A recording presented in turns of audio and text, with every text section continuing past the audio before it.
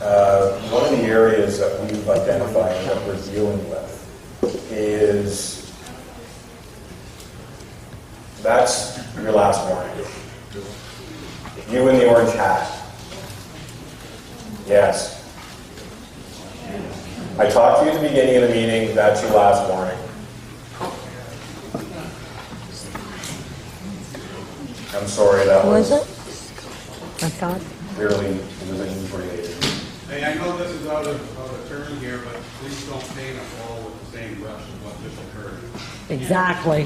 Thank you. You know what? Okay?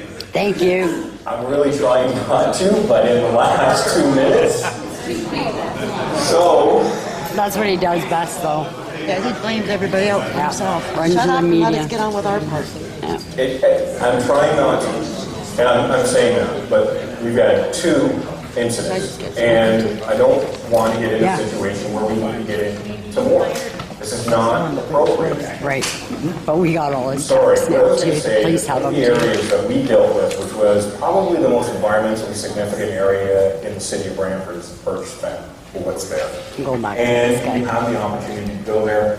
I walk through that area all the time, and I constantly see deer, animals, turkey. Turkeys are ridiculous right now. Okay, But turkey, take it up on time. everywhere. Okay, And good they answer. try and, Next. go into those locations, and they actually ultimately use it.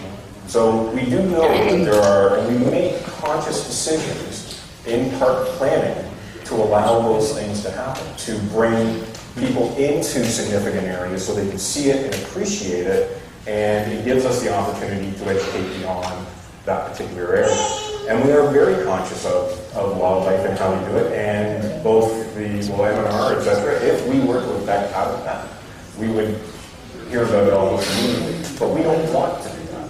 Okay, next. We will do everything that we can within the design process to make sure. If we're missing something, that's what these meetings No are. kidding. We want to hear from people who are going to tell us that. Okay, next. Okay, next. We get some shorter answers. But now, with, say you're going through all this, and when you were talking about the other bike park, how adults go down there and dig and make it worse, what's gonna happen when it gets destroyed? When The taxpayers. yeah, who pays for that? The taxpayers? Like, I mean, if they build a bike park down there, I'm all for a bike park, just not down there. But I mean, if they do build a bike park and it gets destroyed, who pays for that? For The club fees. Okay.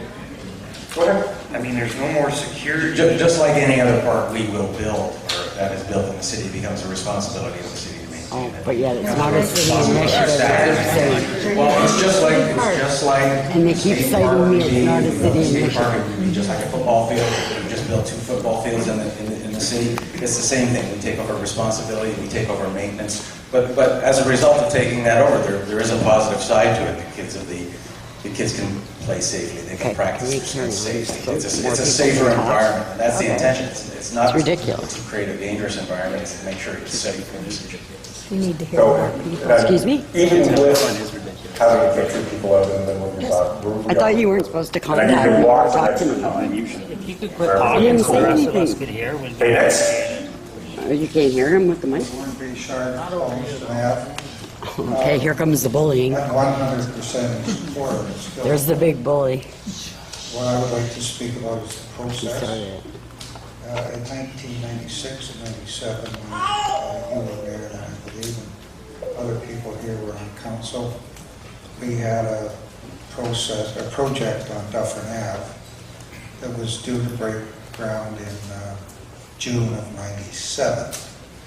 And everybody in the area was sent a letter in October of 96. Then we had our first meeting at Lansdowne School on November the 6th of 96.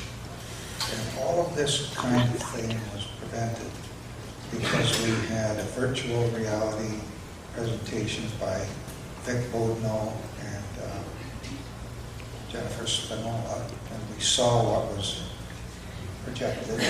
A citizens committee was formed that was representative. With all due respect to the bike club, a special interest group was driving this process. So what I would like to suggest is that you reset the clock and go back and form another committee to look at site selection.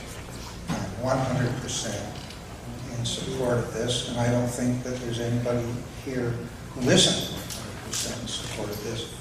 Not in the As location. a result of that process in 96, 97, the members of our community voted themselves a $75 a year tax increase for 10 years to pay for our tweaking of the sidewalks along Dufferin Ave. It was a terrific process of cooperation between citizens of the neighborhood, city staff, and politicians. And that's what I would like to suggest, is you reset the clock on site selection and appoint a representative, maybe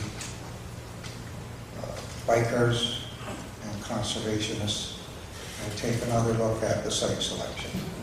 Thank you.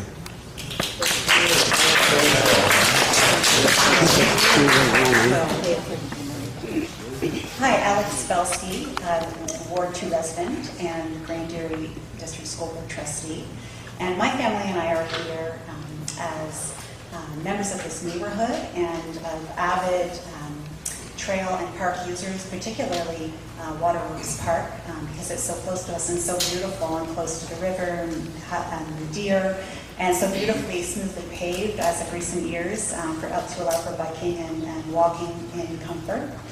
And I'm here because I think it's important to speak aloud what a beautiful opportunity this is for our children, not only in Ward 2 and in this neighborhood, but in the whole city, and in fact, the county as well, because I think it's going to be a draw in a really positive way to get more people out experiencing the fresh air and the beauty that we have right here in this area.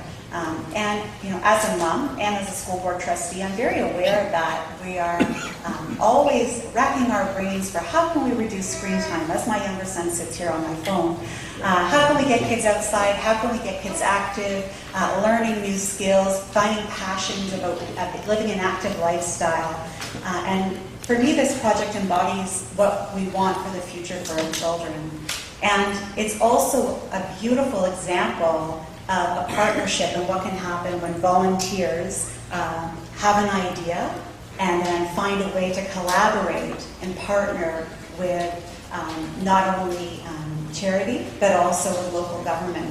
And I'm very excited to see that. And I'm also very excited to see the huge amount of interest in community events. And I want to say thank you to the ward councillors and to the mayor and the city staff for allowing us this forum and allowing everyone to feel heard. Thank you.